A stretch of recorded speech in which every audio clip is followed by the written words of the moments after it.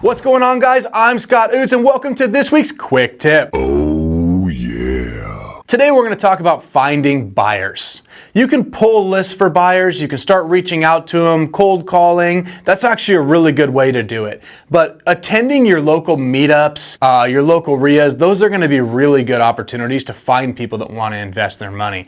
But don't forget driving for dollars. When you're driving for dollars for sellers, remember, look for houses that are under construction. Stop in, find out who owns the house, or take the address down, find out who owns it and give them a call. These are people that are actively investing in the area that you're driving in. Get on the phone, make those phone calls, drive your neighborhoods. Do just like you would for a seller, but for a buyer. Stop overthinking it, and that's gonna help you get to the point where you can start getting a killer buyers list. Hopefully this helped you guys out. We'll talk to you next time.